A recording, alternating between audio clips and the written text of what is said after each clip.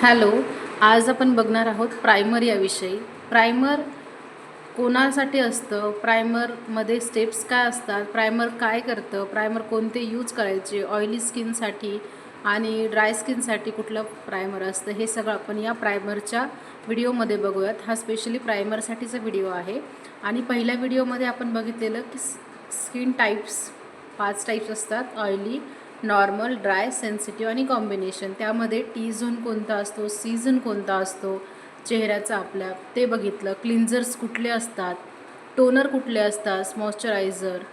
Cleanser, toner आणि moisturiser हे skin टाईपनुसार मी पुढे तुम्हाला दाखवणार आहे की कुठले कुठले वापरायचे. तर आता मी प्रायमर सांगते तुम्हाला.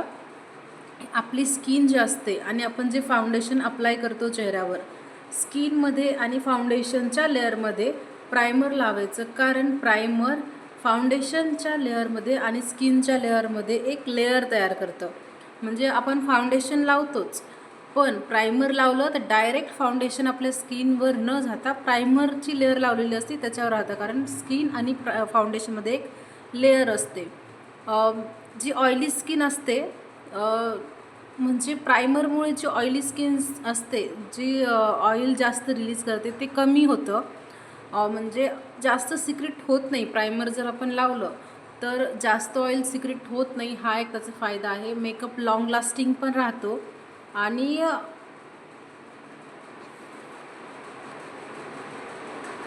तर तुम्ही नोट्स लिहून घ्या, म्हणजे कसं एकदम सोपं जाईल तुम्हालाही समजायला.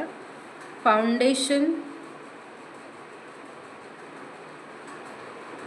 आणि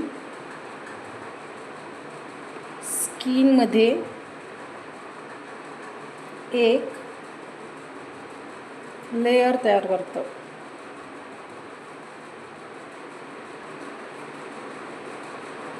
ओके. आणि हा एकदम लॉंग लास्टिंग मेकअप बनवतो. ऑइल रिलीज होत नाही ऑइली स्किनवर.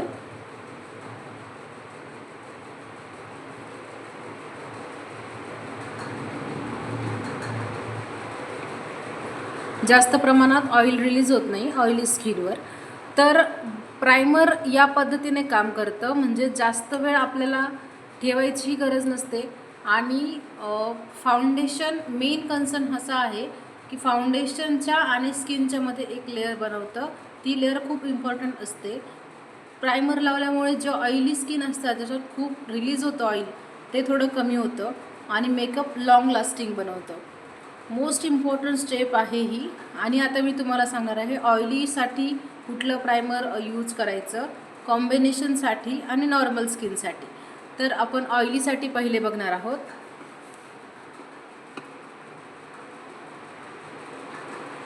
Oily skin primer. तुम्ही नोट्स काढत राहा माझ्यासोबत. ऑइली स्किनसाठी प्रायमर कसं यूज करायचं आणि कोणतं निवडायचं. तर ऑइली स्किन म्हणजे ज्या प्रायमरमध्ये सिलिकॉन जास्त असतं ते प्रायमर आपण कधीही घ्यायचं. कुठल्याही ब्रँडचं जरी घेतलं तुम्ही तरी ऑइली स्किनसाठी घेत असाल तर सिलिकॉन त्याच्यात किती प्रमाणात आहे ते आपल्याला बघायचं असतं. तर ऑइली स्किनसाठी सिलिकॉन बेस्ड प्रायमर वापरायचं.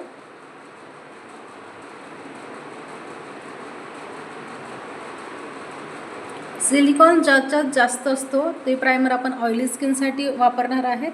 आणि कॉम्बिनेशनसाठी पण यूज करू शकता तुम्ही हे प्रायमर, बट एवढा इफेक्ट देत नाही हे. तर तुम्ही नक्कीच हे करू शकता. सिलिकॉन बेस्ड प्रायमर घ्यायचं आणि ते कॉम्बिनेशन स्किनसाठी पण यूज करायचं. आणि नॉर्मल स्किनसाठी पण तुम्ही हेच यूज करू शकता. हे तिन्ही स्किन आहेत ज्या की सिलिकॉन यूज केलं तरीही छान इफेक्ट देतं आपल्याला. तर ऑइली स्किनसाठी प्रायमर यूज करायचं सिलिकॉन बेस्ड, कॉम्बिनेशनसाठी पण आणि नॉर्मल साठी पण. मी इथे ऑइली स्किनसाठीचे प्रायमर आणि ड्राय स्किनसाठीचे प्रायमर लिहिलेले आहेत. ऑइली स्किनसाठी प्रायमर नेहमी सिलिकॉन बेस्ड घ्यायचं. कारण आपण जेव्हा प्रायमर यूज करतो आणि फाउंडेशन यूज करतो त्यानंतर जी आपली स्टेप्स असते ती असते सेटिंग स्प्रे वगैरे मारून मेकअप सेट करण्याचं. पण त्याआधी आपण प्रायमर जर यूज केलं आणि मेकअप नंतर आपण मेकअप 10-15 मिनटांत झाल्यानंतर बघितलं तर आपल्या चेहऱ्यावर असं ऑइल दिसतं किंवा मग एकदम ड्राय पडलेला दिसतो, असा डल दिसतो एकदम चेहरा. त्यामुळे दिसू नये किंवा ड्राय पडू नये आणि आपल्या चेहऱ्यावर जास्त एक्स्ट्रा ऑइल रिलीज होऊ नये त्यासाठी हे पोअर फिलर प्रायमर्स असतात ते यूज करायचे. पहिलं प्रायमर बेनिफिट असतं. बेनिफिट हा ब्रँड आहे. बेनिफिटचा हा ब्रँड एकदम अफोर्डेबल आहे, त्यामुळे मी सजेस्ट केला आहे. आणि हे जे प्रायमर्स आहेत ते मी याआधी मेकअपमध्ये यूज केलेले आहेत, त्यामुळे मी तुम्हाला एकदम अफोर्डेबल रेंजमधले आणि एकदम छान इफेक्ट देणारे आणि कुठल्याही स्किनवर म्हणजे ड्राय स्किन असो किंवा सेन्सिटिव्ह ड्राय असो, नॉर्मल ड्राय असो, हेवी ड्राय असो, तर हे कुठल्याही ड्राय स्किनवर किंवा ऑइली स्किनवर हे प्रायमर्स जातात आणि त्यामुळे मी तुम्हाला हे सजेस्ट करते आहे. दुसरं प्रायमर म्हणजे पोअर फिलर प्रायमर आहे स्मॅश बॉक्स फोटो फिनिश. हे इतकं छान आपण जेव्हा फोटो काढतो त्यावेळेस एकदम एकदम इफेक्ट असं जाणवतो चेहऱ्यावर ह्या प्रायमर स्मॅश बॉक्समुळे. आणि मेबेलिन न्यूयॉर्क मास्टर प्रायमर एक आहे, हे एकदम अफोर्डेबल रेंजमध्ये आहे आणि लाँग लास्टिंग मेकअप देतं आपल्याला. ऑइली स्किनसाठीचे प्रायमर 3 मी यूज केले आत्तापर्यंत, तर तुम्ही यूज नक्कीच करू शकता. ड्राय स्किन प्रायमर अशा आहेत की मॅकप्रे प्रायमर आहे एक, लॅक्मेचं आहे आणि टू फेस्ड हँगओव्हर आहे, कलर बॉक्सचं आहे. एकदम छान सॉरी एकदम छान इफेक्ट देतं हे प्रायमर. आपण लाँग लास्टिंग मेकअपसाठी आणि कुठल्याही ब्राईडवर करा, कुठलाही मेकअप करा तुम्ही, हे प्रायमर नक्की आपल्याला यूज करायचे आहेस. ही खूप इम्पॉर्टंट स्टेप असते. तर तुम्ही हे नोट्स लिहून घेऊ शकतात आणि तुम्हाला जर काही डाऊट असेल किंवा अजून काही एक्स्ट्रा ॲड करायचं असेल माझ्या व्हिडिओमध्ये तर मला तुम्ही नक्की सांगा की कशा पद्धतीने मी अजून शिकवायला पाहिजे. मी एकदम डिटेलमध्ये शिकवते आहे तुम्हाला. जर अजून वाढवायचं असेल तर तुम्ही मला नक्कीच कमेंट करू शकतात आणि हा व्हिडिओ जास्तीत जास्त लोकांपर्यंत पोहोचवावा अशी माझी इच्छा आहे. नक्की शेअर करा. आणि आता या प्रायमरच्या नंतर आपण कुठली स्टेप करणार आहोत तर याच्या प्रायमरच्या नंतर असते कलर करेक्टिंग. म्हणजे जे आपले डार्क सर्कल्स असतात, रेडनेस असतो, रॅशेस असतात, एखादा बर्थ मार्क असतो, व्हाईट पडलेलं असतं चट्टे, ते आपण हाईड कसे करायचे, त्यासाठी कुठलं कलर करेक्टर वापरायचं, कलर व्हील काय असतं, कॉम्बिनेशन कलर काय असतात,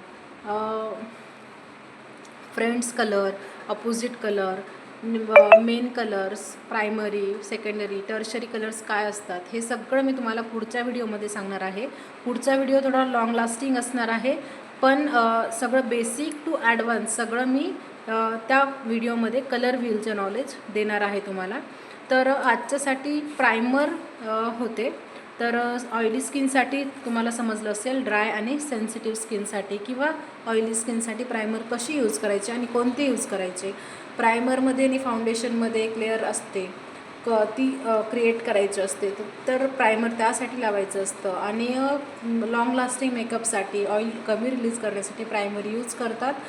तर तुम्हाला हा व्हिडिओ नक्कीच समजला असेल, यूजफुल ठरला असेल तर नक्कीच लाईक करा, शेअर करा आणि सबस्क्राईब करायला विसरू नका. तर मी एक बेसिक चालू करते. येणाऱ्या व्हिडिओमध्ये अजून ॲडव्हान्स शिकवेल मी आणि प्रॅक्टिकलही तुम्हाला देणार आहे. तर माझ्या व्हिडिओला नक्की लाईक करा आणि शेअर करून सबस्क्राईब करा. तर आजच्यासाठी एवढं होतं. पुढच्या व्हिडिओमध्ये आपण कलर व्हील, कलर करेक्टर वगैरे सगळं बघणार आहोत. तर थँक्यू, बाय बाय.